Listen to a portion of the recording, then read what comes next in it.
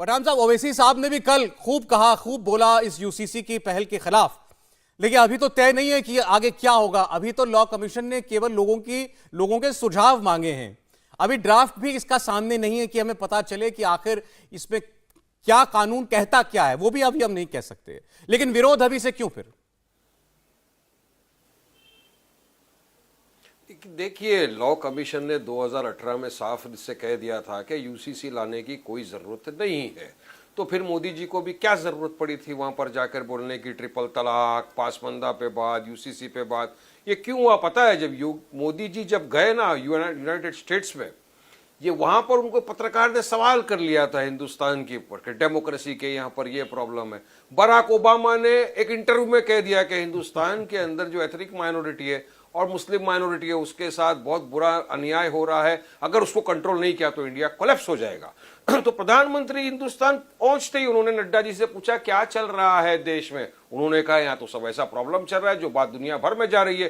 तो इसका after shock और आफ्टर इफेक्ट ये है कि प्रधानमंत्री ने अब नया पेतरा डाल दिया यूसीसी का, चुनावी पेतरा। डेवलपमेंट विकास का तो इनके पास कोई जवाब है ही नहीं। तो अब किस तरह से उसको हटाएं?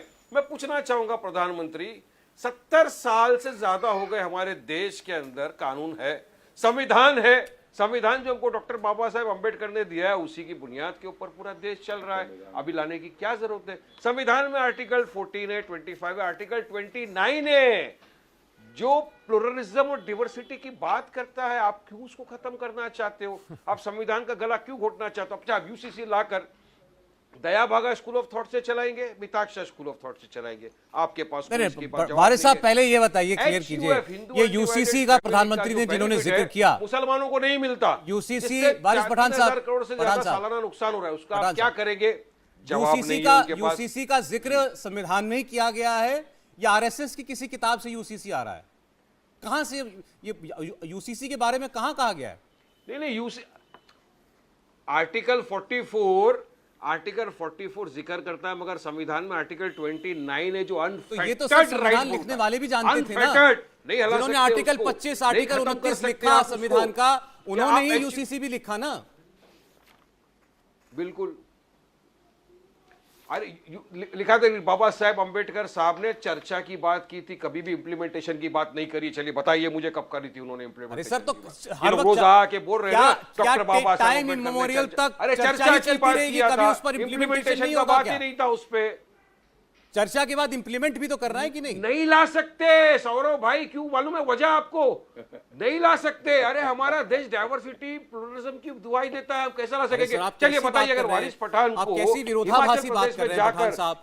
उसी कॉन्स्टिट्यूशन में आपको धार्मिक आजादी भी दी गई, उसी कॉन्स्टिट्यूशन में लिखा गया कि देश ये कोशिश करेगा कि यूनाइटेड की यूनिफॉर्म सिविल कोड देश के अंदर लागू हो, और आप कह रहे हैं ला ही नहीं सकते।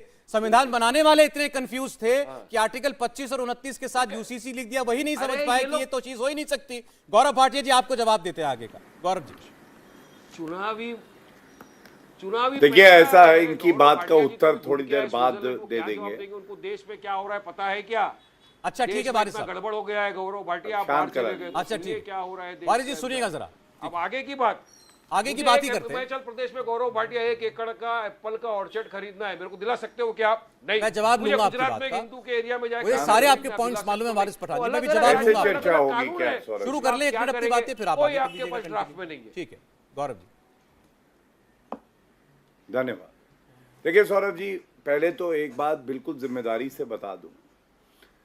पहली बात, संविधान कहता है अनुच्छेद 44 यूनिफॉर्म सिविल कोड लागू होगा, और मैं तो याद करता हूं ओवैसी जी थे, अनुच्छेद 370 को जब हटाना था ना, तो ओवैसी जी हर चैनल पे जाके कहते थे हटा के दिखा दें, हो नहीं सकता है, यह असंभव है। असंभव को जो संभव बना दे उस व्यक्ति का नाम श्री नरेंद्र मोदी जी है, क्योंकि हमारी आस्था संविधान में है। दूसरी बात, constituent assembly debates, doctor Bhimrao Ambedkar क्या बोले? उन्होंने खुद कहा यूनिफॉर्म सिविल कोड देश हित में है, इससे एकजुटता बढ़ेगी, और उन्होंने कहा सही समय पे ये लागू होगा विचार विमर्श करके। अरे इसको धर्म के चश्मे से क्यों देख रहे हैं? इसको संविधान के चश्मे से देखिए। अगर अनुच्छेद 25, 26 जो कि माइनॉरिटी राइट की बात करता है वो अच्छा है, उसके लिए आप चिल्लाते हैं, तो अनुच्छेद 44 भी उसी संविधान में है, वो भी अच्छा है, उसको लागू कर रहे हैं। तीसरी बात जो बड़ी है, आपको पता होना चाहिए ट्रिपल तलाक कैसे भेदभाव करता था। जो मुस्लिम महिलाएं थी उनकी अस्मिता के साथ छेड़छाड़ थी, ये लोग विरोध कर रहे थे, मोदी जी ने उसको अपराध बना दिया। आज मुकदमे दर्ज हो रहे हैं, कमी आई ट्रिपल तलाक के मामलों में। समाज में सुधार की अगर आवश्यकता है तो उसको लाना होगा। और मोदी जी ने अपने वक्तव्य में बहुत एक अच्छी बात कही, हमारा देश एक परिवार है। क्या अगर 14% जो मुस्लिम हैं या और जो अल्पसंख्यक हैं उनको उनका हक ना मिले तो देश में कैसे एकजुटता रहेगी, कैसे देश आगे बढ़ेगा? इसलिए भी आवश्यक है। अब एक सवाल ओवैसी जी से है, टीवी पे आके चिल्लाते हैं, बैरिस्टर बताते हैं, बैरिस्टर नहीं है, शरियस्टर है, कुरान ज्यादा पढ़ते हैं, संविधान कम पढ़ते हैं।